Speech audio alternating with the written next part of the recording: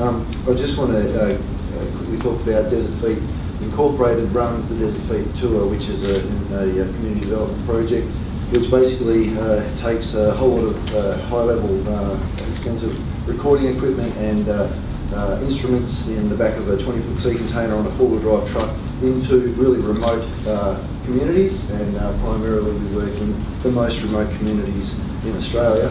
And like was expressed by the first gentleman, I also feel very privileged to be a part of the project because I get like a total cultural immersion. I get to go into incredible places with names like Jigalong and Warralong and Bungor and Kirakara and Kunawarrigi and all these incredible little communities out in the middle of basically what is essentially our backyard. And over the years we've been recording, producing, promoting Indigenous artists from these communities, working with kids to develop their skills into future bands. And also we've published some of those artists, so we now have them on our record label website, not-for-profit record label. And one of those artists who I'm very fortunate to have here tonight, who I want to just tell you a little story about, is a lady called Olive Knight. This lady is a great-grandmother, grandmother of 18, mother of 5. She's also an elder for her people, a celebrated musician, a role model, a linguist, a health worker, an activist, a human rights worker. Olive Knight, born in Kankwanundra, her father. Majari lady, I lived on the edge of the desert in the edge of Bohemia Downs, traditionally known as Gavadia, where the desert meets the pastoral leases of the Kimberleys in the far northwest. Life would drastically change for Olive. At the age of 7, she'd be taken from her parents and passed into what was then called the United Aborigines Mission. Back then, life on a mission was very different from the life that Olive had known, and obviously very different from how it is now. But however fate had its way for that mission, Olive was introduced to her first great love, and that love would direct the rest of her life. That would be the love of gospel music. Olive also showed great skill in English and would later become the first Walmatjarri woman to read and write her language, and thus was instrumental in the making of the Walmatjarri dictionary. But again, Olive's world would be turned upside down at 16, forced to leave the mission. She was entered into the service of the pastoral owner of Go-Go Station, where she would work for the next 2 years for a mere £2 a month plus rations. This was the beginning of a dark time for Olive, a time she speaks of very little and with pained breath. For Olive would experience suffering that no young girl should have to endure. But in the darkness was born the flame that would carry her through. It all began one magical night around a campfire where Olive would see her first guitar, and even now when she speaks of it you can see in her eyes the light as she recounts that tale of seeing this first guitar and waiting till all the stockmen fell asleep till she would run over and get to touch it. And that is where she met an old blind stockman, the old Anikanamungala man, who would help Olive fashion her first guitar from an old T-box strung with copper wire and nails.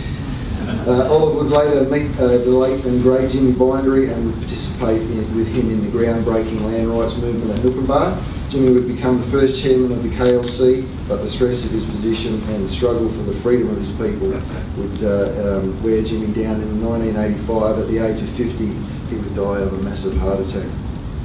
Once again, Olive's world, as you can imagine, was turned upside down, left to raise 5 children among the newly formed communities of the Fitzroy River Valley. Olive would need a voice, a way to move forward, and Olive found reprieve once again in her music. And as we've heard, Olive has been to Broadway with Hugh Jackman, so that path has opened a career and a new world of possibilities and opportunities. It's made her the voice to speak for her fellow countrymen and women, and has also given her a voice in the Australian society. So the funding that we're pitching for tonight, Olive's home is Wangajunka. It's a very small, extremely impoverished, with none of the riches flowing from WA's mining boom that other communities or other areas enjoy. Youth mental health is extremely high, with severe depression and suicide disturbingly common. Olive attributes this to a lack of cultural self-esteem, the result of generations of people with a common history of dispossession, enslavement and cultural removal, underpinning a lack of opportunities for self-expression and personal development. Her solution is empowerment of her people, reconnecting and healing through music and traditional stories and language. So the funding outcomes that we'd be seeking from this project, well, this would enable Desert Feeding to work with Olive primarily to produce an album of her unique gospel blues, integrating the traditional Wurundjeri stories and language with contemporary music styles, which we feel, we can boast that Olive is the only Wurundjeri gospel blues singer in the world. While being a unique, marketable product on its own, it will support Olive's musical career. The CD, we hope, will stand as an important and rare cultural monument for the Wurundjeri people. And young people will know that their language and culture are of value. And it will provide pathways to greater recognition and personal success. Olive will be able to use this to produce outcomes for the projects, to work with children, youth and adults in her community, and more broadly to run development workshops and other projects to engage people with their cultural heritage, and hopefully working alongside Desert Feed to do all those things in other communities. Mm-hmm.